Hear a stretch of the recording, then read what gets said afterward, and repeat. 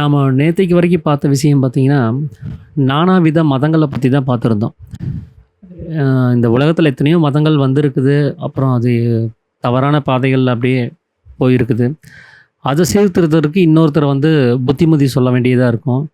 அப்புறம் அவர் சொன்ன புத்திமதி அனுசரித்து அவருக்கு ஒரு பெயர்லேயே ஒரு மார்க்கத்தை பின்னாடி உள்ளவங்க ஸ்தாபிக்க வேண்டியதாக இருக்கும். அந்த மார்க்கமும் அவர் சொன்ன விஷயமா நடைமுறையில் இல்லாமல் போய் காலப்போக்கில் அது மாறி போகும்போது அதை சீர்திருத்தறதுக்கு இன்னொருத்தர் வர வேண்டியதாக இருந்தது.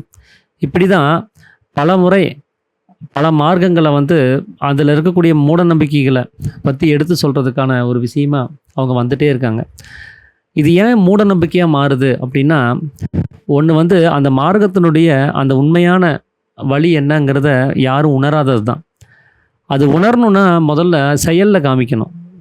அவங்க என்ன சொல்கிறாங்களோ அதன்படி நடந்து அதை நடைமுறையில் அனுபவப்படணும். அப்புறம் ஒரு இந்து மதம் என்ன சொல்லுச்சு அப்படிங்கிறத நம்ம புரிஞ்சு வச்சுருக்க முடியும். அந்த இந்து மதம் என்ன சொல்லுச்சுன்னே தெரியாததுனால தான் அதை சரி பண்ணுறதுக்கு புத்தர் வர வேண்டியதாக போச்சு. அதில் இருக்கிற மூட நம்பிக்கைகள்லாம் எடுத்து சொல்ல வேண்டிய அவசியங்கிறது அவருக்கு ஏற்பட்டுச்சு. இப்படி ஒவ்வொரு மதத்தையும் அந்த மூட நம்பிக்கைகளையும் எடுத்து சொல்கிறதுக்காக வேண்டிய மகான்கள் தோன்றி அவங்களுக்கு அந்த அறிவு கூர்மையும் அந்த புத்தியும் இருந்ததுனால, அந்த விசாரமும் அவங்களுக்குள்ளார இருந்ததுனால எது சத்தியங்கிறத தெள்ள தெளிவாக தெரிஞ்சுக்கிட்டு அதையை மக்களுக்கு போதிக்கிறாங்க.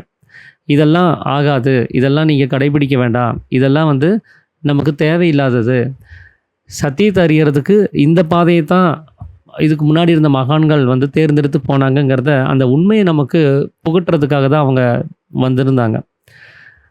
அப்படி அவங்களுடைய விஷயங்களை நாம் சரிவர கேட்டு அவங்க என்ன சொன்னாங்களோ ஏன் எதுக்கு அப்படின்னு கேள்வியெல்லாம் கேட்காம அவங்க சொல்லிட்டாங்கன்னா அதை அப்படியே செய்யணும், அவ்வளோதான். அதை செய்யாமல் சொன்னவரை பிடிச்சிக்கிட்டு இருந்தோம் அப்படின்னா அந்த மார்க்கத்தினுடைய நிலைமைங்கிறது அது வேறு மாதிரி மாறிடுது, அந்த போக்கே மாறி போயிடுது. அப்படி இயேசு கிறிஸ்து ஒரு மதத்தை ஸ்தாபிக்கிறார். அவர் ஸ்தாபிக்கலை, அவர் அந்த அவருடைய யூத மதத்தை சார்ந்த சில மூட நம்பிக்கைகளை பற்றி அவர் பேசுகிறார். இதெல்லாம் இருக்கக்கூடாது, இதுதான் சரியான வழி அப்படின்னு போதிக்கிறார். அவருடைய காலத்துக்கு அப்புறம் அவரை ஃபாலோ பண்ணிகிட்டு இருந்தவங்க அவர் பேர்லேயே அதை ஒரு மதமாக மாற்றுறாங்க. அடுத்தது நபிகள் நாயகம் அவர் வரார், ஸல்லல்லாஹு அலைஹி வஸல்லம் அப்படின்னு சொல்லி அவர். அப்போ அவருடைய காலத்துக்கு அப்புறம் அது ஒரு மார்க்கமாக மாறி நிற்குது. இப்போ இறுதியாக சிவானந்த பரமசர்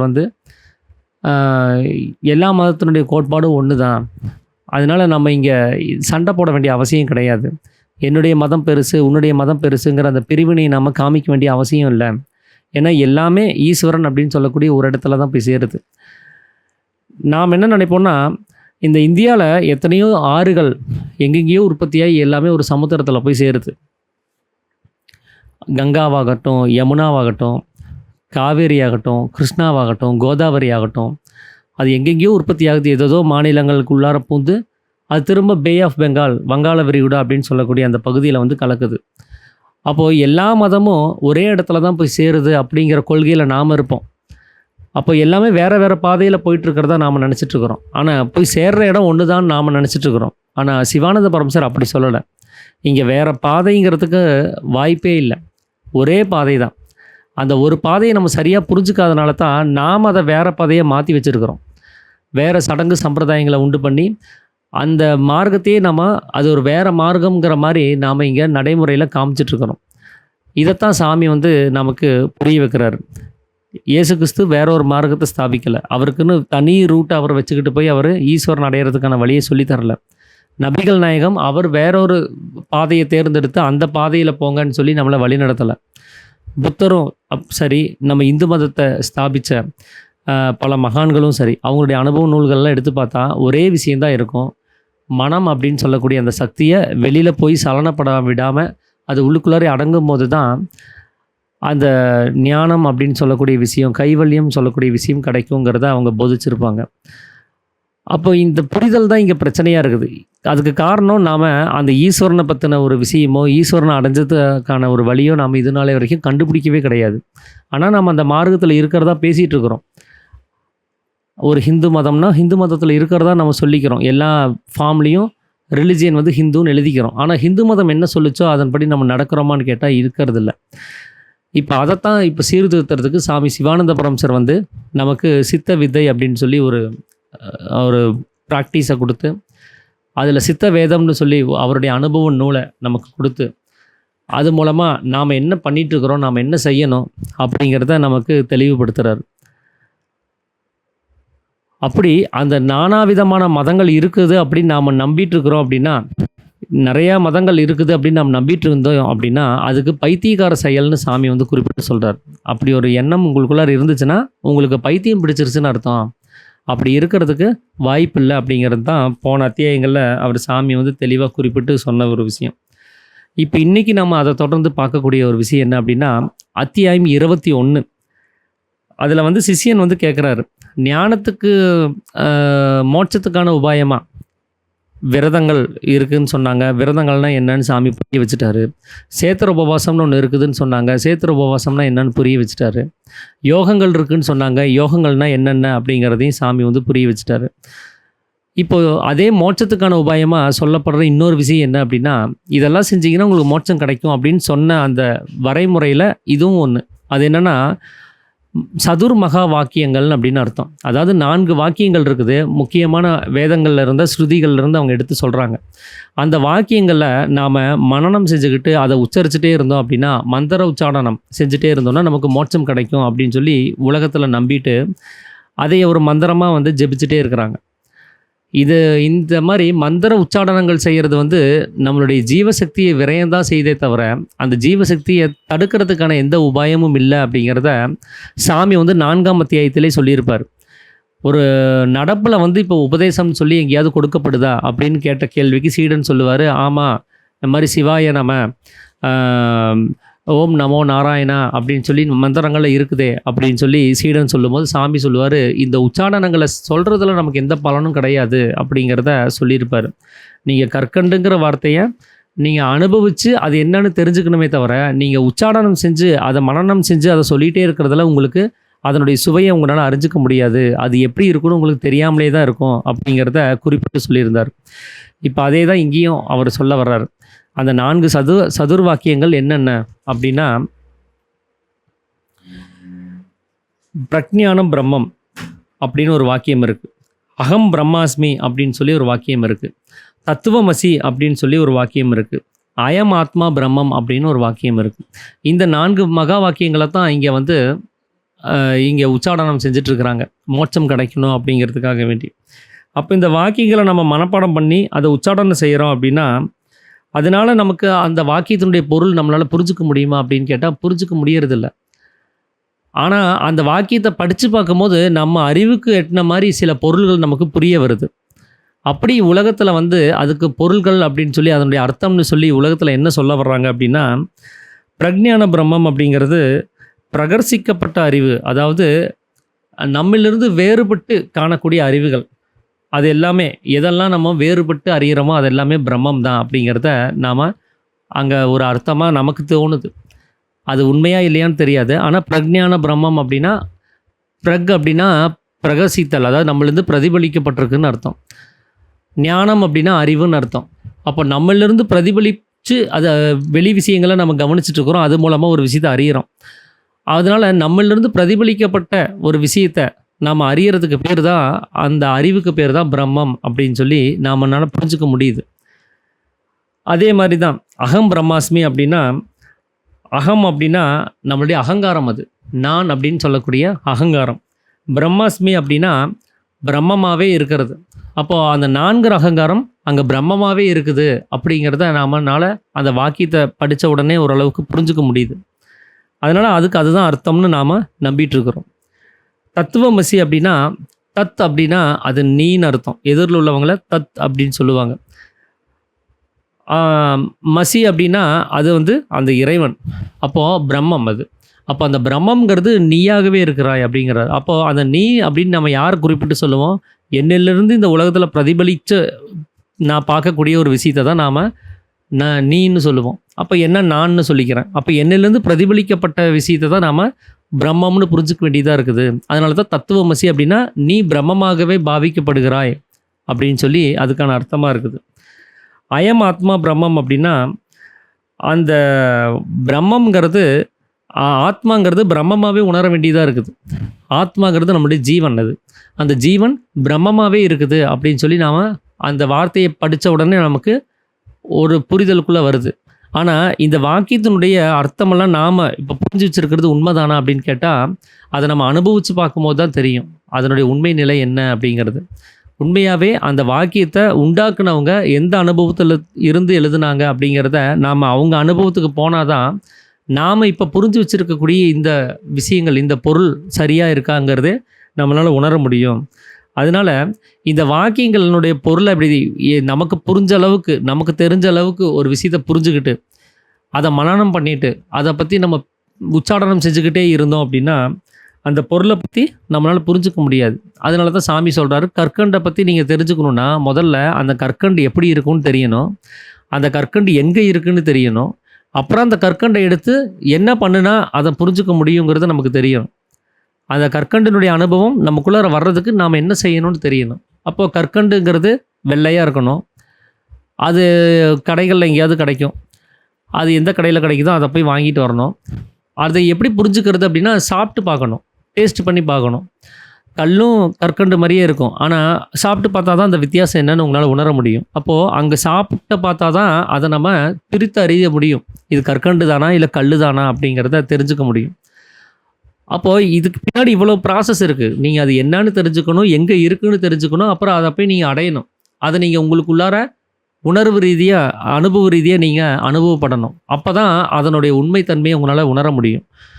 இது எதுவுமே செய்யாமல் வெறும் கற்கண்டுங்கிற ஒரு வார்த்தையை மட்டுமே வச்சுக்கிட்டு, அந்த கற்கண்டுங்கிற வார்த்தைக்கான அர்த்தம் அவங்க வந்து டெஃபினேஷன் கொடுத்து வச்சுருப்பாங்க. வெள்ளையாக இருக்கும், கல் மாதிரி இருக்கும், சாப்பிட்டா இனிப்பாக இருக்கும், அந்த தித்திப்பு நம்மளுக்கு ரொம்ப நேரம் வாயிலே இருக்கும் அப்படின்னு ஒரு 4 வார்த்தை அதை பற்றி டெஃபினேஷன் எழுதுறாங்கன்னு வச்சுக்கோங்களேன். ஒரு விளக்கவுரை எழுதுறாங்க. இப்போ இந்த விளக்கவுரையை படித்தாச்சு. அது எப்படி இருக்கும்னு இப்போ ஓரளவுக்கு நமக்கு தெரிஞ்சு வச்சுருக்கிறோம். ஆனால் புரியலை. ஏன்னா புரிதல்ங்கிறது அது அனுபவத்தை சார்ந்தது. நம்ம இன்னும் புரிஞ்சுக்கல, ஆனால் தெரிஞ்சு வச்சுட்டோம் இந்த குணாதிசயத்தில் அது இருக்குன்ட்டு. இப்போ இது போதுமா அப்படின்னு கேட்டால், நம்மளால் அந்த உணர்வு ரீதியாக வர முடியாது. நாம் அந்த செயலாக்கத்துக்கு வரும்போது தான் அதை நம்ம உணர்வு ரீதியாக அதை கொண்டு வர முடியும். அப்போது ஒரு பிரம்மத்தை பற்றி அவங்க டெஃபினிஷன் கொடுக்குறாங்க. பிரம்மம்னா இப்படி இருக்கும். அதாவது சாமியே வந்து எழுதுறாரு, பிரம்மங்கிறது களங்கமில்லாத தன்மையில் இருக்கிறது. அது நிர்அகங்காரி அப்படிங்கிறார், அகங்காரம் இல்லாதவன் அப்படிங்கிறார். நிர்மோகி அப்படிங்கிறார், மோகம் இல்லாதவர்ங்கிறார், அதாவது ஆசையே இல்லாதவன் சொல்கிறது. அப்புறம் நிர்பந்தன் அப்படிங்கிறார், பந்தம் இல்லாதவர், அதாவது எந்த பற்றும் இல்லாதவர் அப்படின்னு சொல்லப்படுது. அப்போ நிர்குணன் அப்படிங்கிறார், குணமே இல்லாதவர் அப்படின்னு சொல்கிறார். இப்போ இந்த வாக்கியங்கள்லாம் நம்ம படித்தாச்சு, அது என்னன்னு தெரிஞ்சுக்கிட்டோம், அதனுடைய அர்த்தம் என்னன்னு தெரிஞ்சு போச்சு. ஆனால் அதை நம்ம ஆழ்ந்து உணர்ந்து புரிஞ்சுக்கிறதுக்கு நம்மளுக்கு ஒரு செயல்முறைங்கிறது ஒன்று தேவைப்படுது. அந்த செயல்முறை இல்லாமல் போகும்போது எனக்கு என்ன புரிஞ்சுதோ, எனக்கு என்ன தெரிஞ்சுதோ அதை மட்டுமே நான் அதை இன்னொருத்தருக்கு சொல்லித்தர வேண்டியதாக இருக்கும். அதை அவர் எங்கிட்டிருந்து அடுத்தது கற்றுக்கிட்டு அதை இன்னொருத்தருக்கு சொல்லி போகும்போது அது மாறியே போயிடும். அந்த உண்மை தத்துவங்கிறது ரொம்ப தூரம் அது விலகி போயிடும். அப்போ அந்த உண்மை தத்துவத்தை உணர்றது தான் இந்த மகா வாக்கியங்கள் நமக்கு கொடுக்கப்பட்டதனுடைய வேலை. அதுக்கு ஒரு செயல்முறைங்கிறது ஒன்று தேவைப்படுது. அப்போ பிரம்மத்தை பற்றி ஒரு தத்துவமசி அப்படின்னு சொல்லிட்டாங்கன்னா, அதுக்குள்ளார பிரம்மத்தை பற்றின ஒரு விஷயத்தை அங்கே உணர்த்தி இருக்கிறாங்க. பிரம்மம் எப்படிப்பட்டதாக இருக்குங்கிறத ஒரு அடையாளத்தை அங்கே கொடுத்துருக்குறாங்க. அதை புரிஞ்சுக்கணுன்னா நாம் செயல்முறைக்குள்ளார போய் பிரம்மத்தை உணர்ந்தால் மட்டும்தான் அது என்னன்னு தெரியும். அது தெரியாமல் நாம் வெறும் வாக்கியங்களை வச்சுக்கிட்டு அதை உச்சாரணம் செய்கிறதுலையோ, அதனுடைய அர்த்தத்தை தெரிஞ்சுக்கிட்டு வெளியில் பேசுகிறதுனாலையோ எந்த பிரயோஜனம் இல்லை அப்படிங்கிறத சாமி சொல்கிறார். அப்போது அந்த மகா வாக்கியங்களில் நம்ம ஆராய்ச்சி செய்கிறதுலையும், அதனுடைய பொருளை பற்றி புரிஞ்சுக்கிட்டு வாக்குவாதம் செஞ்சுக்கிட்டு, அதை மற்றவங்களுக்கு சொல்லி கொடுத்துக்கிட்டு, அதை நம்ம உச்சாரணம் செஞ்சுக்கிட்டு இருக்கிறதுல எந்த ஒரு யூஸும் கிடையாது அப்படிங்கிறது தான் அவர் சொல்கிறார். அதனால பிரம்மத்தை நம்ம ஒரு காலம் அறிய முடியாது. அந்த உணர்வு ரீதியாக நம்மளால் புரிஞ்சிக்கவே முடியாது. தெரிஞ்சு மட்டும்தான் வச்சுக்க முடியதாக இருக்குது. அப்போ உண்மையாகவே அந்த வாக்கியங்களுடைய அர்த்தங்கிறது நீங்கள் இப்போ சொன்னீங்க இல்லையா, இந்த வாக்கியத்தை படிக்கும் போதே ஒரு அர்த்தம் உண்டாச்சுன்னு, அந்த மாதிரி கிடையாது. ஏன்னா அது சும்மா படித்தாலே தெரிஞ்சுக்கிற ஒரு விஷயம் அது அல்ல பிரம்மங்கிறது. அப்போ பிரக்ஞான பிரம்மம் அப்படின்னா என்ன அப்படின்னா, நம்மளிலிருந்து பிரதிபலிக்கப்பட்டிருக்கிற அறிவு அது பிரம்மம் அப்படின்னு சொல்லும்போது, அது தன்னிலிருந்து பிரதிபலிக்கப்பட்டிருக்கிற அறிவு, அந்த அறிவு எது அப்படின்னா நம்மளுடைய ஜீவசக்தியாக இருக்கக்கூடிய வாயு தான் அப்படின்னு சொல்லி முதல் அத்தியாயத்திலே சாமி சொல்லியிருப்பார். நமக்குள்ளார்ந்து சுவாசமாக வெளியில் போய் நசிஞ்சு போயிட்டு இருக்கக்கூடிய ஒரு விஷயம். அது எப்படி சுவாசமாக போகுது அப்படின்னா, சுக்கிலம் தான் சுவாசமாக போயிட்டுருக்குது. அந்த சுக்கிலம் தான் நீர்த்தன்மையில் இருக்குது. ஆனால் அது வாயு ரூபமாக வெளியில் போகுது. எப்படி ஒரு தண்ணியை சூடு பண்ணும்போது அது நீராவியாக வெளியில் போகுதோ அந்த மாதிரி அந்த ஆத்ம சூரியன் உள்ளுக்குள்ளார இருக்கிற வரைக்கும், அதனுடைய சலனம் இருக்கிற வரைக்கும் நமக்குள்ளார இருக்கக்கூடிய சுக்கிலம் அது ஜலாம்சமாகும் அப்படின்னு சொல்லி சொல்கிறார். ஜலாம்சமான விஷ்ணு அப்படின்னு அதை குறிப்பிட்டு சொல்கிறார். அப்படி அந்த ஜலாம்சமாக இருக்கக்கூடிய சுக்கிலம் வாயு ரூபமாக வெளியில் போய் சலிச்சிட்டு இருக்குது. அதுதான் நமக்கு ஒரு விஷயத்தை தெரிவிச்சிட்டு இருக்குது. அறிவாக அந்த ஒரு பொருள் தான் வேலை செஞ்சுட்டு இருக்குது. அப்போ அறிவுனா நாம் பார்த்து ஒரு விஷயத்தை தெரிஞ்சுக்கிறதுக்கு பேர் அறிவு கிடையாது. நாம் பார்த்த உடனே ஒரு அது இதுதான் அப்படின்னு ஒன்று அறிவிக்குது. அந்த அறிவு ஒரு விஷயத்தை பார்க்குறதுக்கோ இல்லை கேட்குறதுக்கோ ஆதாரமாக ஒரு பொருள் இருக்குது. அந்த பொருள் இல்லைன்னா நம்மளால் பார்க்கவோ கேட்கவோ அறியவோ முடியாது. அப்படிப்பட்ட ஒரு பொருள் தான் அங்கே அறிவுக்கு ஆதாரமான ஒரு விஷயமா இருக்குது. அந்த அறிவு தான் பிரம்மம் அப்படின்னு சொல்லி சாமி சொல்கிறார். அது எப்படின்னா, இப்போ காதால் கேட்குறதும், கண்ணால் பார்க்குறதும், மூக்கால் முகர்றதும், நாவால் ருசித்தறிகிறதும், தொக்கால் தொட்டறிகிறதுமா இருக்கக்கூடிய இந்த 5 அறிவு நமக்குள்ளார இருக்குது. இந்த 5 அறிவு வழியாக தான் மனம்ங்கிறது வெளியில் போய் வெளி விஷயங்களை உண்டு பண்ணி அதில் பந்தப்பட்டுட்டு இருக்குது. அப்படி அந்த 5 அறிவாக வெளியில் போகிற அந்த விஷயத்தை பற்றி ஏற்கனவே 11வது அத்தியாயத்திலே சாமி குறிப்பிட்டு சொல்லியிருப்பார். அதில் அது அறிவுங்கிறது அங்கே என்னவா இருக்குதுன்னா மனசாக இருக்குது. அந்த மனம்ங்கிறது தான் சலிச்சு இந்த 5 புலன்கள் வழியாக வெளியில் போகுது. கண்களாலும், காதாலும், மூக்காலும், வாயாலும், தோலாலும், இந்த 5 துவாரங்கள் வழியாக அந்த மனம் தான் வெளியில் போய் ஒரு விஷயத்தை பார்க்குது. அந்த மனம் வியாபிக்கலைன்னா இந்த இத்தனை துவாரங்கள் இருந்தும் பிரயோஜனம் கிடையாது. கண்ணால் பார்க்க முடியாது, காதால் கேட்க முடியாது, வாயால் சுவை அறிய முடியாது, மூக்கால் அந்த வாசனை அறிய முடியாது, தோலால் தொட்டு அறிய முடியாது. இப்போ மனம் வெளிப்படாத ஒருத்தரை போய் நீங்கள் தொட்டிங்கன்னா அவருக்கு தொட்டதே தெரியாது. மனம் வெளிப்படாத ஒருத்தர்கிட்ட போய் ஒரு வாசனையை இது என்னன்னு பாரு அப்படின்னு சொன்னால் அவரால் வாசனையை நுகர்ந்து அவரால் சொல்ல முடியாது. அவர் ஆழ்ந்த தூக்கத்தில் இருக்கிறவர்கிட்ட போய் நீங்கள் இனிப்பாக ஏதாவது ஒரு விஷயத்தை நீங்கள் வாயில் ஊற்றுனீங்கன்னா அது இனிப்பு தாங்கிற சுவை கூட அவருக்கு தெரியாது. அவர் பாட்டு முழுங்கிடுவார். ஏன்னா வாயில் ஏதாவது ஒன்று விழுந்துச்சுன்னா அதை முழுங்குற வேலை அந்த வாயினுடைய இது. அப்போ அவரால் அது ஒன்றுமே செய்ய முடியாது. அப்போ இந்த அவயங்கள் எல்லாமே இயங்குது அப்படின்னா அதுக்கு அந்த மனதனுடைய சலனம் தாங்க காரணமாக இருக்குது. அதன் வழியாக மனம் தான் வேடிக்கை பார்த்துட்ருக்குது. அது இதெல்லாமே கதவு ஜன்னல்கள் தான். இந்த கண்ணு, காது, மூக்கு, வாய், தோல் இதெல்லாமே. இந்த ஜன்னலுக்கோ இந்த கதவுகளுக்கோ வெளி விவகாரங்களை பற்றியோ உள் விவகாரங்களை பற்றியோ எந்த அறிவும் இருக்கிறது இல்லை. ஏன்னா அதனால் பார்க்கவோ கேட்கவோ அறியவோ முடியாது. ஒரு கண்ணால் பார்க்க முடியாது, காதால் கேட்க முடியாது, அதுக்கான சக்தி கிடையாது. ஆனால் அதை வச்சு தான் அந்த மனம்ங்கிறது அந்த வேலையை செஞ்சிட்ருக்குது. அப்போ பார்க்குறதும் கேட்குறதும் அறியறதையும் யார் பண்ணுறாங்க அப்படின்னா மனசு தான் பண்ணுது. அந்த மனம் உள்ளே அடங்கிடுச்சுன்னா இந்த அவயங்களுக்கு வேலையே இல்லாமல் போயிடும். அப்படி நம்மளிருந்து பின்னமாக அப்படின்னா பல வகையாக இந்த இப்போ சொன்னோம் இல்லைங்களா 5 அறிவு, இப்படி பல வகையாக 5 அறிவாக அது வெளியில் பிரதிபலிக்குது. அப்படி பிரதிபலிக்கக்கூடிய அந்த தன்னுடைய சக்தி, அது மனம் அப்படிங்கிற அந்த சக்தி அதுதான் பிரதிபலிக்குது. அப்படி பிரதிபலிக்கிறது அது பிரம்மமாகவே உணரப்பட வேண்டியதாக இருக்குது. ஏன்னா அது சுக்கிலம். அது சுக்கிலம்ங்கிறது பிரம்மஸ்வரூபம் அப்படின்னு சொல்லி சாமி குறிப்பிட்டு சொல்லியிருப்பார். அப்போ அந்த சுக்கிலம்ங்கிறது அங்கே பிரம்மமாகவே உணர வேண்டிய ஒரு விஷயமா இருக்குது. அப்படி நம்மளிருந்து மனசாக பிரதிபலித்து வெளியில் போய் அது இருக்கிற ஒரு விஷயம் அது என்றைக்கு நமக்குள்ளாரே அடங்குதோ அப்போ தான் நம்ம பிரம்மத்தை உணர முடியும் அப்படிங்கிறது தான் அந்த வாக்கியத்தினுடைய பொருள். நமக்கு அது படித்தா அந்த வாக்கியத்தினுடைய பொருள் என்னன்னு இந்த மாதிரி தெரியாது. ஆனால் சாமி சொல்கிறார் அது வெளியில் பிரதிபலிக்கிறதுனால வெளி விஷயங்களை நமக்கு காமிச்சு கொடுக்குது. அப்போ வெளி விஷயங்களில் பிரம்மம் இருக்குதான்னு கேட்டால் இல்லை, வெளியில் மாயை மட்டும்தான் இருக்குது. அப்போது நம்ம இது நாள் வரைக்கும் படிச்சுட்டு இருந்த ஒரு விஷயம், நம்ம தெரிஞ்சுக்கிட்டு இருந்த விஷயம் என்னென்னா மாயையை பற்றி மட்டும்தான். ஏன்னா நம்ம மனசை கொண்டு போய் மாயையிலே பிரதிபலிச்சுட்ருக்குறோம், மாயையை மட்டுமே கவனிச்சிட்ருக்குறோம், வெளி விஷயங்களை மட்டுமே கவனத்தில் வச்சுட்ருக்குறோம். அப்போ மாயையை மட்டும்தான் நம்மளால் தெரிஞ்சுக்க முடியும். நம்ம பிரம்மத்தை படிக்கணும் அப்படின்னா நம்முடைய சக்தியை, என்னுடைய பிரதிபலிப்பை உள்ளுக்குள்ளார நிறுத்தணும். உள்ளுக்குள்ளாரே என்றைக்கு நிறுத்துகிறோமோ அப்போ தான் அது பிரக்ஞானம் பிரம்மம் அப்படின்னு சொல்லி சொல்ல வேண்டியதாக இருக்கும். ஏன்னா அறிவு அப்படிங்கிறது தான் ஞானம்ங்கிறது, பிரதிபலிப்புங்கிறது தான் அந்த பிரக் அப்படின்னு சொல்லக்கூடிய வார்த்தையினுடைய அர்த்தம். அப்படி பிரதிபலிக்கக்கூடிய அறிவு அது நமக்குள்ளுடைய பிரம்மமாக இருக்கக்கூடிய உள்பகுதியில் இருந்தால் மட்டும்தான் அந்த பிரம்மத்தை உணர முடியும். அது வெளியில் சலிச்சு போயிடுச்சுன்னா நம்மளால் பிரம்மத்தை உணர முடியாது. அப்படி தான் இந்த வாக்கியத்தினுடைய பொருள் அப்படின்னு சொல்லி சாமி சொல்கிறார். அதாவது பிரகாசித்து மனசக்தியாக பிரதிபலித்து வெளியில் போகக்கூடிய அந்த சக்தி அது தன்னில் தானே அடங்கி நமக்குள்ளாரே நிலைநிறுத்துறது தான் அந்த பிரக்ஞான பிரம்மம் அப்படிங்கிற வாக்கியத்தினுடைய பொருள் அப்படின்னு சொல்லி சாமி சொல்கிறார். அப்போது இதில் நாம் அதை பற்றி உச்சாடனம் செய்கிறதுனாலையோ, அதை பற்றி பொருள் புரிஞ்சுக்கிட்டு அதை பற்றி பேசுகிறதுனாலையோ நம்ம மனம் உள்ளே அடங்கிருமான்னு கேட்டால் அடங்கிறதில்ல. அப்போ அதில் தியானிக்கிறதுக்கோ, அதில் தியானம்னு ஒரு விஷயத்தை அந்த வாசகத்தை வச்சு பண்ணுறதுக்கோ அதில் ஒரு யூஸும் கிடையாது. அப்போது மனம்ங்கிற அந்த சலனத்தன்மையை உள்ளுக்குள்ளார நிலைநிறுத்தணும். அப்போ தான் அந்த கற்கண்டனுடைய சுவையை உங்களால் அறிய முடியும். அப்போ நான் அங்கே ஒரு செயல்பாடுன்னு ஒன்று இருக்குது. அங்கே ஒரு மந்திர உச்சாடனம் செய்கிறதுக்கோ தியானிக்கிறதுக்கோ அங்கே அந்த வார்த்தையில் எந்த ஒரு விஷயமும் கிடையாது, சக்தியும் கிடையாது அப்படிங்கிறத சொல்கிறாரு. இதே மாதிரி தான் அகம் பிரம்மாஸ்மி அப்படின்னு சொல்லி ஒரு வார்த்தை. அதில் அகங்காரமாக இருக்கக்கூடியது அந்த அகம் அப்படின்னு சொல்லக்கூடிய பொருள். அது வெளியில் இருக்கக்கூடிய அந்த பிரம்மத்தில் போய் அது பிரதிபலிக்குது. ஹம் அப்படின்னா அது மாயைன்னு அர்த்தம். ஏற்கனவே ஹடயோகத்தை பற்றி பேசும்போதே சாமி சொல்லியிருப்பார். ஹா அப்படின்னாலே அது மாயை தான். அந்த ஹம் அப்படிங்கிறதும் மாயை தான். ஹம் அப்படிங்கிறது நம்மளிருந்து பிரதிபலிக்கப்பட்ட ஒரு விஷயம். அதாவது இயற்கையாகவே தன்னிலிருந்து சலிச்சு போகக்கூடிய சக்தி அது. அதுக்கு தான் மாயை அப்படின்னு சொல்லி சாமி குறிப்பிட்டு சொல்கிறார்.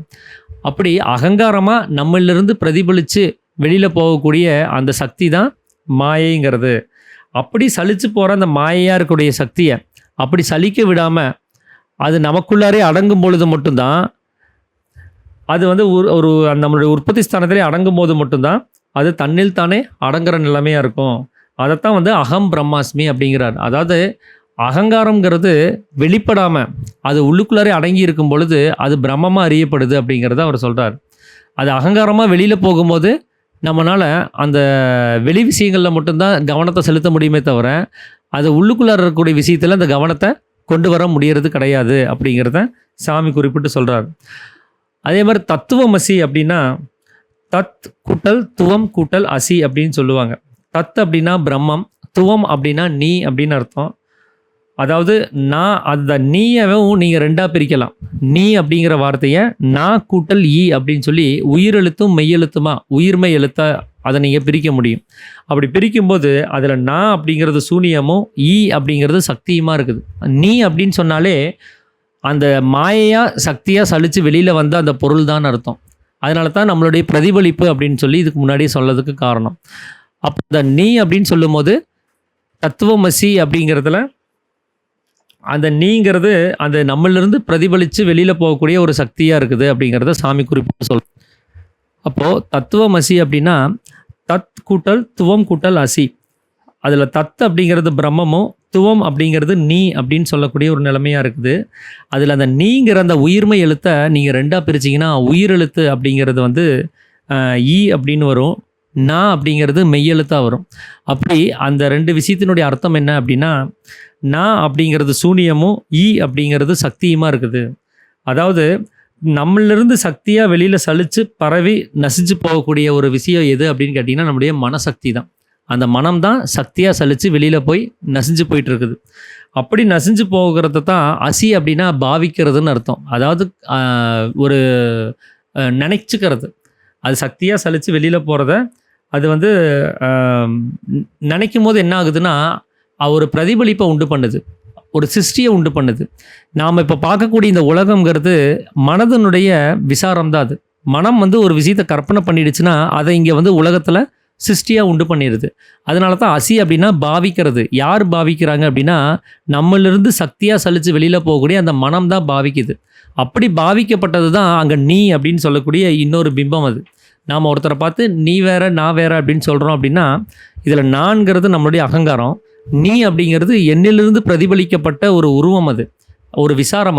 அது மனதனுடைய விசாரம். அந்த மனம்தான் அந்த ஒரு சிருஷ்டியை உண்டு பண்ணியிருக்கு. அது சிருஷ்டியை எப்படி உண்டு பண்ணுச்சுன்னா எனக்குள்ளார இருந்த ஒரு சக்தியை பிரதிபலித்து அதை உண்டு பண்ணியிருக்குது. அப்போ அந்த நீங்கிற வார்த்தையை ஒருத்தரை பார்த்து சொல்கிறோம் அப்படின்னா அவர் வேறு யாரும் கிடையாது, அது நானே தான். அது என்னுடைய பிரதிபலிப்பு, என்னவே நான் கண்ணாடியில் பார்க்குற ஒரு விஷயமாக தான் இருக்குது. அப்படி தத்துவமசி அப்படின்னா பிரம்மத்திலிருந்து அந்த மனசக்தி அந்த நீ அப்படின்னு சொல்லக்கூடிய எதிர்ப்பதத்தை இங்கே சிருஷ்டி பண்ணுது. அதனால தான் உலகம்ங்கிறது நான் என்னோட இது கிடையாதுங்கிற ஒரு எண்ணத்தில் நாம் இருப்போம். உலகம் நம்மளிருந்து உற்பத்தி ஆச்சுன்னு சொன்னால் நம்மளால் ஏன் நம்ப முடியல, இது எப்படி இவ்வளோ பெரிய உலகம் என்னிலிருந்து உற்பத்தி ஆகும் அப்படின்னு கேள்வி கேட்க வேண்டியதாக இருக்குன்னா நான் வேற இந்த உலகம் வேறங்கிற ஒரு எண்ணத்தை அந்த அகங்காரம் உண்டு பண்ணி வச்சுருக்குது. அந்த ரெண்டு பேர்த்துக்கும் அந்த ஒரு வித்தியாசத்தை ஏற்படுத்தி வச்சிருக்குது. அந்த பிரதிபலிப்பை உண்டு பண்ணது மனசு தான். ஆனால் இது ரெண்டும் வேற வேற அப்படின்னு காமிக்கிறது அந்த அகங்காரத்தினுடைய வேலையாக இருக்குது. அப்படி நம்மளிருந்து பிரதிபலிக்கப்பட்ட அந்த மனசக்தியினுடைய ஒரு விசாரம் தான் நம்ம வெளியில் பார்க்கக்கூடிய இந்த உலகம். அதுவும் அங்கே பிரம்மமாகவே அறியப்பட வேண்டியது தான். ஏன்னா மனம் ஏற்கனவே பிரம்மம்னு சாமி சொல்லிட்டார். அந்த பிரக்ஞான பிரம்மம்னு சொல்லும் போதே அந்த அறிவாக வெளியில் போகக்கூடிய மனமே பிரம்மமாக இருக்குது, அறிவாக இருக்கக்கூடிய ஜீவசக்தியே பிரம்மமாக இருக்குதுன்னு சொல்லிட்டார். அந்த ஜீவசக்தியினுடைய சலனமும் நாம் இங்கே வெளியில் பார்க்கக்கூடிய இந்த உலகமும் அது பிரம்மத்தினுடைய ஒரு விஷயமாக தான் இருக்குது. அப்படி அந்த நானா விதத்தில் ஏன் அதை பிரம்மம்னு இருந்தும் பிரம்மத்தை நம்ம உணர முடியல அப்படின்னா, அங்கே சலனம்னு ஒன்று இருக்குது, சக்தியினுடைய சலனம்ங்கிறது இருக்குது. நாம் வெளியில் பார்க்கக்கூடிய விஷயத்தில் பிரமிச்சு போயிடுறோம், அதில் இருக்கக்கூடிய விஷயத்திலே பந்தப்பட்டு போயிடுறோம். அப்போ அந்த பந்தம்ங்கிறது நமக்குள்ளாரே அடங்கிடுச்சு அப்படின்னா, அந்த பிரதிபலிப்புங்கிறது நமக்குள்ளாரே அடங்கும் போது அந்த பந்தமும் நமக்குள்ளாரே இருந்துடும். அது அப்போ வெளியில் பந்தப்படுறதுக்கு அங்கே ஒன்றுமே இருக்காது. அப்போது நாம் உள்ளுக்குள்ளார இருக்கக்கூடிய நம்மளை மட்டுமே கவனிக்க வேண்டிய நிலைமைங்கிறது வரும். யாருமே இல்லை, நான் மட்டும்தான் இருக்கிறேன் அப்படின்னா அந்த இடத்துல என்ன கவனிக்க முடியும்? அங்கே நிறைய பேர் இருக்கிறாங்க அப்படின்னா என்ன கவனிக்கிறதுக்கு அங்கே நேரம் கிடையாது. அங்கே நிறைய பேர்த்த கவனிக்க வேண்டிய ஒரு அவசியம் ஏற்பட்டுரும். அப்போ என்னிலிருந்து இந்த சிருஷ்டியாக இருக்கக்கூடிய இந்த உலகம் உண்டு ஆகலை அப்படின்னா நான் என்னை மட்டுமே கவனிக்க ஆரம்பிச்சிருவேன். அப்போது அந்த தத்துவமசி அப்படின்னு சொல்கிறதுனுடைய அர்த்தம் என்ன அப்படின்னா, நம்மளிருந்து சக்தியாக சலித்து வெளியில் போகக்கூடிய அந்த மனசக்தி அது நானாவிதங்களும் பரவி பல விஷயங்களை இங்கே சிருஷ்டி பண்ணி வச்சுருக்குது இந்த உலகம்ங்கிற பேரில். அப்படி அதை சலிக்காமல் அது உள்ளுக்குள்ளாரே அடங்கி போச்சுன்னா நாம் பந்தப்படுறதுக்கோ நம்ம கவனிக்கிறதுக்கோ இன்னொரு விஷயம் இருக்காது. அப்போ தான் நாம் நம்மளை உணர முடியும். அப்போ என்னுடைய பிரம்மம் அப்படிங்கிற என்னுடைய நிலைமையை என்னால் உணர முடியும். அப்போ அந்த மாதிரி வெளி விஷயங்களில் கவனம் போகாமல், வெளி விஷயங்கள்ங்கிற ஒரு சிருஷ்டியே உண்டாக்காமல் நம்மளில் மட்டுமே அந்த சக்தியை சலனம் இல்லாமல் தக்க வச்சுக்கிற ஒரு நிலைமைக்கு பேர் தான் தத்துவமசி அப்படின்னு சொல்லி சாமி சொல்கிறார். ஆனால் இப்படி இந்த தத்துவமசிங்கிற அர்த்தத்தை நாம் புரிஞ்சுக்கிட்டோம். இப்போது அது என்ன சொன்னாங்க அப்படின்னு சொல்லிட்டு. ஆனால் இதை நம்ம புரிஞ்சுக்கிட்டு இதை பற்றி பேசுகிறதுனாலையோ, இதை பற்றி மந்திர உச்சாடனங்கள் செய்கிறதுனாலையோ, இந்த வார்த்தைகளை கவனத்தில் வச்சுக்கிட்டு தியானிக்கிறதுனாலையோ நாம் அந்த மனசை கொண்டு போய் சலனம் இல்லாமல் நிலைநிறுத்திட முடியுமானா முடியாது. அதுக்கு பின்னாடி நீங்கள் ஒரு வேலை செய்யணும். உங்கள் மனதனுடைய சலனத்தை தடுக்கிறதுக்கு நீங்கள் ஒரு செயல்பாடுங்கிறது அங்கே உண்டு பண்ண வேண்டியதாக இருக்குது. அப்போ இங்கே செயல் தான் இங்கே முக்கியமாக இருக்கே தவிர அந்த தியானமோ அந்த வார்த்தையினுடைய முக்கியத்துவமோ இங்கே இல்லாமல் தான் போகுது. அப்போ இந்த சதுர் வாக்கியங்களில் அடுத்ததாக நம்ம பார்க்கக்கூடிய ஒரு விஷயம் அயம் ஆத்மா பிரம்மம் அப்படின்னு சொல்லக்கூடிய ஒரு வாக்கியம். அயம் அப்படின்னா அதில் அயம் குட்டல் ஆத்மா குட்டல் பிரம்மம் அப்படின்னு மூணாவது பிரிக்கலாம். அயம் அப்படிங்கிறது ஏற்கனவே இதுக்கு முன்னாடி நம்ம சொன்ன மாதிரி அது சக்தி. அது ஆத்மா அப்படிங்கிறது அது ஜீவன் தான், அது ஆத்மா தான். பிரம்மங்கிறது நமக்கு தெரியும், அது பிரம்மஸ்வரூபமாக இருக்கக்கூடியது. அப்போது நான் அந்த அயம்ங்கிறது அது அதாவது சக்தி. அந்த சக்தி வெளியில் போய் நானா விஷயங்களிலும் பிரவேசித்து அது பிரகாசம் பண்ணிகிட்டு இருக்குது, பிரகாசிச்சுட்டு இருக்குது, தன்னுடைய சக்தியை வெளியில் வியாபிச்சுட்டு இருக்குது. அப்படி அது வியாபிச்சுட்டு இருக்கிறத நான் வியாபிக்காமல் நமக்குள்ளார அடக்கும்போது மட்டும்தான் நம்ம அந்த ஜீவனையும் பிரம்மத்தையும் சரியாக உணர முடியும். நம்ம வெளியில் கவனத்தை வச்சுட்டு இருக்கிற வரைக்கும் நம்மளால் ஜீவனை பற்றின நினைப்பு நம்மளுக்கு இருக்கவே இருக்காது. நீங்கள் இன்றைக்கி நினச்சி பாருங்கள், இன்றைக்கி காலையிலேருந்து சாயந்தரம் இப்போ வரைக்கும் நீங்கள் எத்தனை முறை நாம் ஜீவனை பற்றி யோசித்தோம், ஜீவனை பற்றின விஷயத்தை பற்றி நம்ம கவலைப்பட்டோம், ஜீவன் ஒன்று இருக்குது அப்படிங்கிறத நம்ம எவ்வளோ நேரம் நம்ம உணர்ந்தோம். ஏன்னா இதெல்லாமே செய்ய விடாமல் தான் இந்த வெளி விவகாரங்கள் அங்கே தடுத்துட்டு இருக்குது. வெளியில் ஒரு விஷயம் நடக்கும்போது நம்மளால் உள்ளுக்குள்ளார இருக்கிற விஷயத்தை பற்றி யோசிக்கவே முடியாது. அப்போ நம்முடைய சக்தியினுடைய சலனம் வெளியில் இருக்கும்போது அந்த கவனம் வெளியில் தான் இருக்கும். நம்முடைய கவனம் எங்கேயோ அங்கே தான் மனசு போகும். அது ஏன் வெளியில் போய் உலகத்தை சிருஷ்டி பண்ணுதுன்னா என் கவனம் வெளியில் இருக்குது. நான் வெளி விஷயங்களை கவனிக்கணும், வெளி விஷயங்களை எதையாவது செய்யணும்னு நான் யோசித்து வச்சுருக்கிறேன். அதனால அது உலகத்தை சிருஷ்டி பண்ணுது. எனக்கு வெளியில் எந்த வேலையும் கிடையாது, வெளி விஷயங்கள் எனக்கு எதுவுமே தெரிஞ்சுக்க வேண்டிய அவசியம் இல்லைங்கிற நிலைமை எனக்கு வரும்போது அது எந்த சிருஷ்டியும் உண்டு பண்ண போக வேண்டிய அவசியமும் அங்கே இல்லாமல் போயிடுது. அப்போது தனக்குள்ளார இருக்கக்கூடிய அந்த ஆத்மாவிலேருந்து அந்த சக்தி சலனப்பட்டு வெளியில் இந்த உலகத்தை சிருஷ்டி பண்ணி அதில் பிரகாசித்து சிருஷ்டி பண்ணுது. அப்படி அதை சிருஷ்டி பண்ணாமல் அது சலனம் இல்லாமல் அது ஜீவன்லேயே அடங்க வேண்டிய ஒரு நிலைமை தான் அயம் ஆத்மா பிரம்மம் அப்படின்னு சொல்லக்கூடிய அந்த நிலைமை. இப்போ இந்த நிலைமையும் நீங்கள் செய்யணும்னா அங்கே ஒரு செயல்பாடு தான் வேணும். நீங்கள் அதை உட்காந்து ப்ராக்டிஸ் பண்ணணும். அந்த மனசை வெளி விஷயங்களில் பதிய விடாமல் நீங்கள் அதை தொடர்ந்து முயற்சி பண்ணணும். அதை விட்டுட்டு நம்ம அந்த வாக்கியங்களை பிடிச்சிக்கிட்டு இருக்கிறதுல எந்த ஒரு பலனையும் நம்ம அனுபவிச்சிட முடியாது. அதை நம்ம எத்தனை முறை உச்சாடனம் செஞ்சாலும் நமக்கு அது அந்த மனம் அடங்குதல் அப்படிங்கிற நிலைமைக்குள்ள அதை கொண்டு போகவே முடியாது. ஏன்னா ஒரு வாக்கியத்தை நம்ம உச்சாரணம் செய்யும்போது நம்ம சக்தி வெளியில் போய் சலனப்பட்டால் தான் அது செய்ய முடியும். தூங்கிட்டு இருக்கும்போது யாருனாலையும் அந்த மந்திர உச்சாரணங்கள் செய்ய முடியாது. ஒரு சிலர் வந்து கனவு கண்டுக்கிட்டே எதையாவது புலம்பிட்டு இருப்பாங்க. அப்படி வேணால் செய்ய முடியும். அப்பவும் கூட அந்த சக்தியினுடைய சலனம் இருந்தால் தான் முடியும். அப்போ தூக்கம்ங்கிறது சக்தியினுடைய சலனம் இல்லாத நிலைமை, அது களங்கம் இல்லாத தன்மைன்னு சாமி சொல்கிறார். அந்த நேரத்தில் நம்மளால் எதையாவது ஒன்று கேட்க முடியுமா, பார்க்க முடியுமா, ஏதாவது ஒரு விஷயத்தை அறிய முடியுமா, ஏதாவது ஒரு கனவு கூட நம்மளால் செய்ய முடியாது. கனவு வந்தால் கூட அங்கே தூக்கத்துக்குள்ளார ஒரு விழிப்பு நிலையாக தான் அந்த கனவுங்கிறது வருது. அது ஆழ்ந்த தூக்கங்கிற நிலைமையில் கனவு கூட வராது. ஒரு கனவு வந்துச்சுன்னா அங்கே தூக்கம் கெடுதுன்னு அர்த்தம். அந்த தூக்கம் மறுபடியும் முழிச்சு வெளியில் வரும்போது அந்த கனவும் காணாமல் போயிடும். அப்போ அந்த அறவுரையான தூக்கத்தை தான் அங்கே கனவுங்கிற ஒரு விஷயம் வந்து அங்கே ஆட்கொள்ள முடியும். ஆழ்ந்த தூக்கத்தில் வெளி விஷயங்களையோ இல்லை கனவு நிலையோ கூட அதை வந்து எந்த டிஸ்டர்பன்ஸும் செய்ய முடியாது. அப்படி அது நம்மளிருந்து பிரதிபலிக்கக்கூடிய சக்தியை நமக்குள்ளாரே நிலைநிறுத்துறது தான் இந்த 4 மகா வாக்கியங்களும் வந்து சொல்லிட்டு இருக்கு. சதுர் வாக்கியங்கள்னு சொல்லுவாங்க. சதுர்னா 4ன்னு அர்த்தம். அது மகா வாக்கியங்கள்னா பிரம்மத்தை பற்றி ஒரு விஷயத்தை சரியாக புரிய வைக்கிறதுக்கான ஒரு வாக்கியமாக அதை வந்து சொல்லப்பட்டது. பிரம்மத்தை பற்றின ஒரு தன்மையை புரிய வைக்கிறதுக்காக வேண்டி சொன்னது. இது இல்லாமல் இன்னும் 2 வாக்கியங்கள் கூட இருக்குது. ஆனால் அதை வெகு ஜனங்களுக்கு அது தெரியறது கிடையாது. வேத சாஸ்திரங்களை அந்த படிச்சுட்டு இருக்கிறவங்களுக்கு வேணால் அது தெரிஞ்சிருக்கலாம். ஆனால் பொதுவான ஜனங்களுக்கு இந்த 4 மகா வாக்கியங்கள் தான் இருக்குதுன்னு அவங்க நம்பிட்டு இருக்கிறாங்க. இது இல்லாமல் பிரம்மத்தை பற்றி உணர்றதுக்கு இன்னும் 2 வாக்கியங்கள் கூட இருக்குது அப்படின்னு சொல்லி சாமி இந்த அத்தியாயங்களை குறிப்பிட்டு சொல்கிறார். அது என்ன அப்படின்னா பிரம்ம ஜோதிஸ் ரகம் அப்படின்னு சொல்லி ஒரு வாக்கியம் இருக்குது. அதாவது பிரம்மம் ஜோதிஸ் கூட்டல் அகம் அப்படின்னு அதை 3 வார்த்தையாக பிரித்தோம் அப்படின்னா அதில் பிரம்மம் அப்படிங்கிறது நமக்கு தெரியும், அது நம்முடைய அந்த பிரம்ம நிலை தான். அது ஜோதிஸ் அப்படிங்கிறது நம்மளிருந்து அந்த ஜெகஜோதின்னு சொல்லக்கூடிய அந்த தன்மை. அது அந்த மனம்ங்கிறது அந்த ஜோதிங்கிற தன்மையிலேருந்து தான் வெளியில் போய் பிரகாசிக்குது. உள்ளுக்குள்ளார அந்த ஆத்மசூரியனாக இருக்குது அந்த ஜோதிங்கிறது, அது நம்மளுடைய ஜீவனாக இருக்குது. அகம் அப்படின்னா அது வந்து அகங்காரம். அது ஹம் அப்படின்னு சொல்லக்கூடிய பிரதிபலிப்பாக இருக்கக்கூடிய ஒரு பிரகிருதி, நம்மளிருந்து பிரதிபலிக்கப்பட்ட ஒரு தன்மை. அதுதான் நாம் இந்த உலகம்னு சொல்லக்கூடிய மாயை. அது அப்போ அந்த ஹம்ங்கிற மாயை, அதுதான் அகம் அகம் அப்படின்னு சொல்லி நம்ம சொல்கிறோம். அது மாயையாக அந்த அந்த பிரகாசம் வந்து வெளியில் சலிச்சு போயிட்டுருக்குது. அப்படி அந்த பிரகாசிச்சுட்டு இருக்கக்கூடிய அந்த பிரகாசத்தை அப்படி பிரகாசிக்க விடாமல் அந்த ஒரே பிரகாசமாக, அதாவது நமக்குள்ளாரையே அடக்கி இருக்கக்கூடிய ஒரு பிரகாசமாக நாம் அதை செய்யும் போது நமக்கு ஒரு நிலை கிடைக்குது. அது என்ன நிலை அப்படின்னா அடிமுடி அற்ற நிலை, ஆதி அந்தம் இல்லாத நிலை அப்படின்னு சொல்லி சாமி சொல்கிறார். ஏன்னா அது பிரம்மத்தினுடைய இயல்பு. அது பிரம்மத்துக்கு தான் அடிமுடி கிடையாது, ஆதி அந்தம் கிடையாது. அது எப்போ தொடங்குச்சு எப்போ முடியுதுன்னே தெரியாது. ஒரு பொருள் எப்போ உற்பத்தி ஆச்சுன்னு தெரிஞ்சுன்னா அது எப்போ முடிஞ்சு போயிடும்னு சொல்லிட முடியும். ஒரு ஒரு ஆதின்னு ஒன்று இருந்தால் அந்த பொருளுக்கு கண்டிப்பாக அந்தம்னு ஒன்று இருக்கவே செய்யும். தொடக்கம்னு ஒன்று இருந்தால் முடிவுங்கிறது கண்டிப்பாக நிர்ணயம் செய்யப்பட்டுரும். ஆனால் இது எப்போ தொடங்குச்சுன்னே தெரியாது இந்த பிரம்மங்கிறது. அப்படி இருக்கும்போது அதுக்கு எப்போ முடிவுங்கிறதே சொல்ல முடியாது. அதனால தான் அடிமுடி அற்றதாய் அப்படின்னு சொல்லி சாமி குறிப்பிட்டு சொல்கிறார். அங்கே தொடக்கமும் இல்லாமல் முடிவும் இல்லாத அந்த நிலைமைங்கிறார். அப்போ ஜீவனுக்கு தொடக்கம் முடிவு இருக்குதா அப்படின்னு கேட்டால் அது வந்து ஜீவன்கிற ஒரு தன்மைக்கு அது வந்திருக்குதே தவிர அது ஜீவனா அது வேற ஒரு பொருளாக அதை அறிய முடியாது. அது ஜீவனுக்கு அழிவு இருக்குதா அப்படின்னு கேட்டால் அது பிரம்மங்கிற ஒரு நிலைமை வந்து வேறொரு குணத்தை மாற்றி எடுத்துக்குச்சு, அவ்வளோதான். அது பிரம்மம் தான் ஜீவன்கிறதும். ஆனால் குணம் மாறி இருக்குது. அங்கே குணம் இல்லாத நிலைமை பிரம்மம் அப்படின்னா சத்துவ குணம்னு ஒன்று வரும்போது அதுக்கு பிரம்மம்னு அந்த பிரம்மத்தைவே ஜீவன் நம்ம சொல்லிக்கிறோம். அது ஜீவனுக்கும் அங்கே அழிவில்லாதது தான். அது அந்த குணம் நசியும் போது அந்த பெயர் மட்டுமே நசிஞ்சு போகும், ஜீவன்கிற நிலைமை மட்டுமே நசிஞ்சு போயிடும். இப்போது ஜீவேஸ்வர ஐக்கியம் அப்படின்னு சொல்லி நம்ம குறிப்பிட்டு சொல்கிறோம். ஜீவன் ஈஸ்வரனாக மாறி நிற்கிறது, ஜீவன் ஈஸ்வரனோடு சேர்றது. அந்த ஈஸ்வரனுங்கிறது ஒரு தன்மை, அது ஒரு கேரக்டர். அந்த கேரக்டராக இந்த ஜீவன் மாறணும் அப்படின்னா அந்த சத்வ குணம்ங்கிற அந்த குணம் தான் அந்த ஜீவனை அடையாளப்படுத்தி காமிக்குது.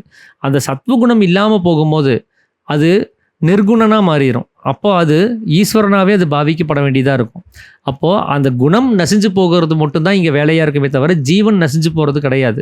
ஜீவன் இன்னொன்றில் போய் சேர்றது அந்த மாதிரியான விஷயம்லாம் ஏன் சொல்கிறாங்கன்னா அது அந்த குணத்தை மாற்றிக்கிட்டு அந்த பிரம்மத்தினுடைய இயல்புக்கு மாறி வர்றதை தான் அவங்க குறிப்பிட்டு சொல்கிறாங்க. அதனால தான் 10ஆம் அத்தியாயத்தில் சாமி குறிப்பிடும் போது என்ன சொல்கிறாரு, இங்கே பார்க்கக்கூடிய எல்லாமே ஒரே பொருள் தான். ஒரு சமுத்திரம்ங்கிறது ஒன்று தான், அலைங்கிறது ஒன்று தான், நுரைங்கிறது ஒன்று தான். குணம் மாறும்போது வேறு வேறு பெயர் வச்சுருக்காங்க. அந்த மாதிரி ஜீவன்கிறது ஒன்று தான், மனசுங்கிறது ஒன்று தான், அகங்காரங்கிறது ஒன்று தான். அந்த குணம் மாறும்போது வேற வேற பெயர் இருக்குது. இப்போ குணமே இல்லாத போது அதுக்கு வேற ஒரு பெயரா இருக்குது. அந்த பெயர் தான் பிரம்மம்னோ, ஈஸ்வரனோ நம்ம சொல்லிட்டு இருக்கிறோம். அப்போ நம்மளிருந்து அந்த ஹம் அப்படின்னு சொல்லக்கூடிய பிரகிருதியா, அதாவது பிரதிபலிப்பா, இந்த உலகம் அப்படிங்கிற சிருஷ்டியா, மாயையா சலிச்சு வெளியில போகக்கூடிய சக்தி, அது சலிச்சு போகாம நம்மளிலேயே அந்த பிரகாசத்தை நிலைநிறுத்தும் போது அது என்ன ஆகுதுன்னா, அந்த பிரம்மம் அப்படிங்கிற நிலைமையில அது இருந்துரும். ஏன்னா, அங்க எந்த சலனமும் கிடையாது. சலனம் இருந்தா தான் அங்க குணங்களுக்கான ஒரு வேலை இருக்குது. சலனம் இருந்தா தான் அது தேகம் அப்படின்னு சொல்லக்கூடிய அந்த தகித்து வெளியில போகக்கூடிய ஒரு தன்மை அங்க ஏற்படும். அப்பதான் ஸ்தூல தேகம், சூட்சும தேகம், காரண தேகம்னு அது 3 தேகமா பிரியுது. அது எந்த சலனமும் இல்லைன்னா, அங்க எந்த தேகமும் கிடையாது. எந்த குணமும் கிடையாது. அப்போ எந்த ஒரு சலனமற்ற நிலைமையும் இல்லாம கலங்கமற்ற நிலைமையில இருக்க வேண்டிய சூழல்ங்கிறது இருக்கும். அப்போ அந்த நிலைமைக்கு தான் பிரம்ம ஜோதி ஸ்ரகம் அப்படின்னு சொல்லக்கூடிய ஒரு நிலைமை. இதுவும் பிரம்மத்தை பற்றி குறிப்பிட்டு சொல்லக்கூடிய ஒரு வாக்கியமாக சாமி வந்து குறிப்பிட்டு சொல்கிறார். இப்போ இந்த வாக்கியத்தையும் நீங்கள் வந்து ஒரு செயல்முறை அதில் இருக்குது. நீங்கள் அந்த பிரகாசத்தை வெளியில் போக விடாமல் தடுக்க வேண்டிய ஒரு வேலை நமக்கு இருக்குது. அப்போ அதை வாக்கியத்தை நினைக்கிறதுலையோ அதை மந்திர உச்சாடனம் செய்கிறதுனாலையோ நமக்கு அந்த நிலையை நம்ம அடைஞ்சிட முடியாது அப்படிங்கிறத சொல்கிறார். அடுத்தது 6வதா இன்னொரு வாக்கியம் இருக்குது. அது என்னன்னா, பிரம்ம ஜெகத் மித்யா அப்படின்னு சொல்லக்கூடிய ஒரு நிலைமை. பிரம்ம ஜெகத் மித்யா, அதாவது பிரம்மம் கூட்டல் சத் கூட்டல் ஜெகத் கூட்டல் மித்யா அப்படின்னு 4 அதை பிரிக்க முடியும். அதில் பிரம்மங்கிறது அது தானாக இருக்கக்கூடிய ஒரு பொருள். அதில் தன்னிலிருந்து உண்டாகக்கூடிய அந்த சலனம் தான் இந்த உலகம், அதுதான் ஜெகம் அப்படின்னு சொல்லி சொல்கிறோம். அந்த சலனம்ங்கிறது அடிமுடியோடு இருக்குது, தொடக்க முடிவோடு இருக்குது. இன்றைக்கி காலையில் இத்தனை மணிக்கு தொடங்குச்சுன்னா ராத்திரி இத்தனை மணிக்கு அது முடிஞ்சு போயிடுது. நம்ம ஜனனத்தையே எடுத்துட்டிங்கன்னா இத்தனாம் தேதியில் நம்ம பிறந்தோம் அப்படின்னா இத்தனாம் தேதியில் முடியும் போது உலகமும் இல்லாமல் போயிடுது. அப்போது ஒரு தொடக்கம்னு ஒன்று வரும்போது ஒரு முடிவுங்கிறது இந்த உலகத்துக்கு உண்டாயிருது. ஆனால் உள்ளுக்குள்ளே இருக்கக்கூடிய பிரம்மத்துக்கு அந்த முடிவுங்கிறது இல்லாமல் தான் இருக்குது. அந்த முடிவே இல்லாத ஒரு நிலைமையிலிருந்து ஒரு முடிவுள்ள ஒரு தன்மையை, அதுதான் மாயைன்னு சொல்கிறது. பிரம்மங்கிறது களங்கம் இல்லாத தன்மை. அது வந்து சரம் இல்லாத, அதாவது அசரம் அப்படின்னு சொல்லி சொல்லக்கூடிய நிலைமை, சரம் இல்லாத தன்மை. ஆனால் சரம் அப்படின்னா அழிவுள்ளதுன்னு அர்த்தம். அழிவே இல்லாத தன்மையிலிருந்து அழிவுள்ள பொருள்கள் இப்படி தான் உற்பத்தி ஆகிறது. அது கொஞ்ச நேரம் மட்டுமே இருந்து நீர்க்குமிழிகள் மாதிரி அது காணாமல் போகக்கூடிய நிலைமை, அதுதான் இந்த உலகம்ங்கிறது. அதனால தான் இதை மாயை அப்படின்னு சொல்லி சொல்கிறாங்க. இது ஒரு கனவு நிலைமை அப்படின்னு சொல்லி அவங்க குறிப்பிட்டு சொல்கிறாங்க. அப்படி நமக்குள்ளார இருக்கக்கூடிய இந்த பிரம்மங்கிறது அடிமுடி இல்லாமல் இருக்குது. அது சலித்து வெளியில் போகிறதுனால தான் அது தொடக்கம் முடிவோடு இருக்கக்கூடிய ஒரு மாயைன்னு சொல்லக்கூடிய உலகமாக மாறி இருக்குது. அந்த சலனத்தினால தான் அது மாறி இருக்குது. நீங்கள் அதை சலனப்பட விடாமல் அதை நீங்கள் உள்ளுக்குள்ளாரே வச்சுருந்தீங்கன்னா அது வந்து இந்த உலகம்ங்கிற ஒரு விஷயம் உங்களுக்குள்ளாரே அடங்கி போயிடும். அப்போது அந்த உலகத்தினுடைய எந்த ஒரு விஷயத்தையும் உங்களால் கவனிக்க முடியாது. உலகம்ங்கிற ஒரு விஷயமே அங்கே சிருஷ்டியில் இல்லாமல் போயிடும். அப்படி ஒரு நிலைமை தான் வந்து பிரம்மம் மட்டுமே இருக்கக்கூடிய ஒரு நிலைமையாக இருக்கும். அதைத்தான் வந்து இங்கே பிரம்ம ஜெகத் மித்யா அப்படின்னு சொல்லி இங்கே வந்து குறிப்பிட்டு சொல்கிறாங்க. அப்போது இந்த மாதிரி உச்சாடனங்களை மட்டுமே செஞ்சிட்ருக்கிறதுல நமக்கு அந்த மகா வாக்கியத்தினுடைய பலனை நம்மளால் ஊர்ஜிதமாக அதை நம்ம உணர முடியாது. நமக்கு அதுக்கு பின்னாடி ஒரு செயல்பாடுன்னு ஒன்று இருக்குது. அது எப்படி செய்யணுங்கிற அந்த வேலையை நம்ம செஞ்சால் மட்டும்தான் அதை வந்து நம்ம சரியாக புரிஞ்சுக்க முடியும். இதெல்லாம் பற்றி யோசிக்காமல் இங்கே இருக்கிறவங்க வெளியில் இருக்கக்கூடிய வெகு ஜனங்கள் என்ன பண்ணுறாங்கன்னா, இந்த மாதிரி மந்திர உச்சாடனங்களை செஞ்சுக்கிட்டு அது சப்தரூபமாக தன்னுடைய சக்தியை வெளியில் விட்டு செலவு பண்ணி அதை தீர்த்துக்கிட்டு தன்னுடைய ஜீவனையும் அதில் நசிய விட்டுட்டு கடைசியில் செத்து போக வேண்டிய ஒரு நிலைமை தான் ஏற்படுதே தவிர தன்னுடைய ஜீவனை காப்பாற்றிக்க வேண்டிய ஒரு நிலைமைங்கிறது அதில் உண்டு பண்ண முடியறது கிடையாது. அப்போது